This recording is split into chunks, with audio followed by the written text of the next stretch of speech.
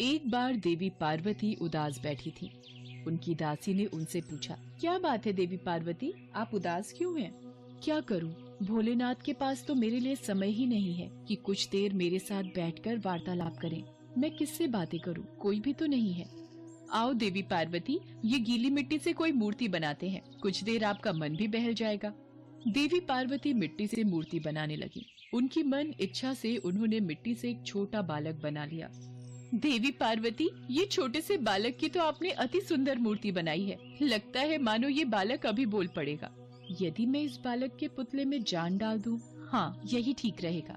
देवी पार्वती अपने हाथों से बनाए उस पुतले में जान डाल देती हैं और देखते ही देखते वो पुतला एक जीवित बालक के रूप में परिवर्तित हो जाता है। देवी पार्वती उस सुंदर बालक को निहारती रहती हैं, मानो उनके मन की ममता जाग गई हो।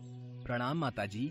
जीते रहो पुत्र, आओ मेरी गोद में आकर बैठो। तुम्हें अपने समक्ष देखकर मेरा मन कर रहा है तुमसे बातें करती रहूं, पर अभी मुझे स्नान के लिए जाना है। स्नान आदि से निवृत्त होकर मैं तुम्हारे लिए अपने हाथों से भोजन और ढेरों पकवान बनाऊंगी, ठीक है? ठीक है माता श्री, मैं आपकी प्रतीक्षा करूंगा। तब तक मेरे लिए क्या आज्ञा है माता? तुम मेरे आने तक द्वार पर ही पहरा देना और किसी को भी अंदर आने की इजाजत मत देना। ठीक है माता श्री, मेरे होते हुए कोई भीतर प्रवेश नहीं कर पाएगा। मैं किसी को भी भीतर आने की इजाजत नहीं दूंगा। मेरा अच्छा बच्चा, मेरा प्यारा पुत्र, मैं कुछ ही देर में आती हूँ। माता श्री की आज्ञा का तो मैं डटकर पालन करूंगा। मुझे पूरा चौकन्ना रहना होगा। नंदी, ये द्वार पर कौन खड़ा है? इसे पहले तो कभी नहीं देखा। नंदी, तुम जरा जाकर पूछो ये कौन है। जो आज्ञा भगवान। बालक, कौन हो तुम? पहले तो तुम्हें यहाँ कभी नहीं देखा। मैं यहाँ का सेवक हूँ और यहाँ पहरा दे रहा हूँ। आपको क्या काम है? जल्दी बताइए, मेरा ध्यान न भटकाइए। नंदी, ये बालक तो हमारी बातों का सीधा उत्तर ही नहीं दे रहा। कोई बात नहीं, चलो हम माता पार्वती से ही पूछ लेते हैं। यहीं रुक जाओ, भीतर जाने की सोचना भी मत। भीतर जाना मना है।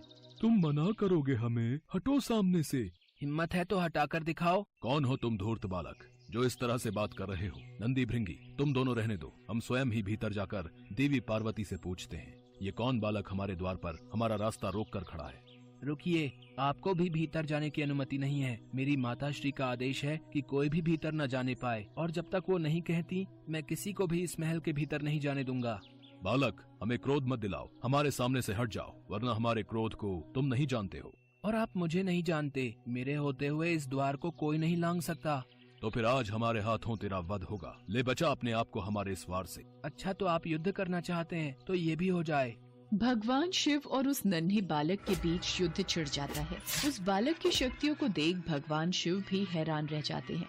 वह बालक हर वार से बच रहा था। क्रोध में आकर भगवान शिव अपने त्रिशूल से बालक का मस्तक काट देते हैं। बालक उसी क्षण दर्द से कराहता हुआ धरती पर गिर जाता है और मृत्यु को प्राप्त हो जाता है। माताश्री, माताश्री! ये तो मेरे पुत्र की कराहने की आवाज है। कहीं मेरा पुत्र किसी संकट में तो नहीं? मुझे शीघ्र देखना होगा। नहीं, ये क्या हो गया? ये अनर्थ कैसे हो गया? मेरे पुत्र का वध किसने किया? इससे पहले कि मेरे क्रोध की अग्नि से पूरी सृष्टि का सर्वनाश हो जाए, नंदी भृंगी, मुझे बताओ ये सब किसने किया? मेरे फूल से बालक का सिर धड़ से अलग कर दिया। प्रिय, ये अनर्थ हमारे क्रोध के कारण हुआ है। ये बालक हमें द्वार से भीतर प्रवेश नहीं लेने दे रहा था, इसलिए क्रोधवश हमसे ये पाप हो गया। हमें क्षमा कर दो देवी पार्वती। स्वामी, आपने एक छोटे से कोमल बालक पर अस्त्र चलाया। ये तो हमारी ही आज्ञा का पालन कर रहा था। हमने ही इसे ऐसा करने के लिए कहा था। मुझे मेरा पुत्र जीवित चाहिए। कुछ भी कीजिए, मेरा पुत्र जीवित कीजिए। पर देवी पार्वती, ये कैसे संभव हो सकता है? हमारे शस्त्र से बालक का सिर कट चुका है। अब इसे वापस जीवित करना असंभव है। देवी पार्वती के क्रोध को देखकर सभी देवी देवता वहाँ प्रकट हो जाते हैं।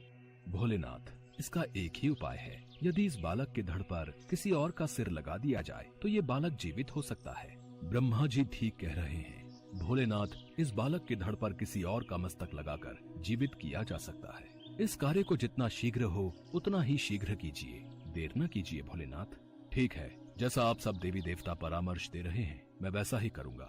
नंदी, भृंगी, तुम सब मिलकर पृथ्वी पर जाओ और जो बालक उत्तर दिशा की ओर मुख करके सोया हो, जिसकी माता अपने बालक से पीठ करके सोई हो, उस बालक का मस्तक काट कर ले आओ।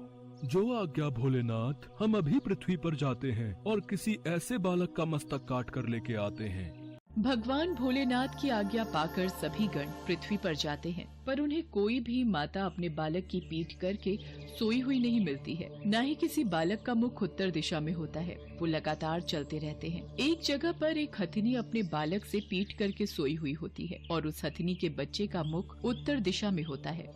क्या करे नंदी, क्या ये ठीक रहेगा? हमारे पास और कोई चारा भी तो नहीं है।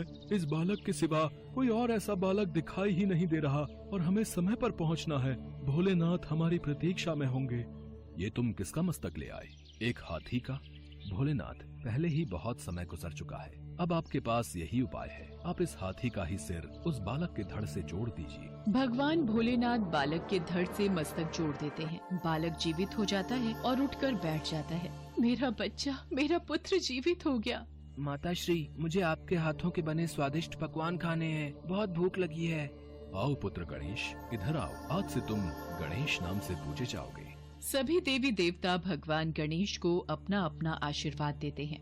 पुत्र गणेश, मैं तुम्हें वरदान देती हूँ कि संसार में अब से तुम प्रथम पूजनीय कहलाओगे। कोई भी मंगल कार्य शुरू करने के लिए प्रथम पूजा तुम्हारी होगी। और फिर बालक गणेश सभी देवी देवताओं को नमन करते हैं और भगवान भोलेनाथ और माँ पार्वती बालक गणेश को अपने हृदय से लगा लेते हैं।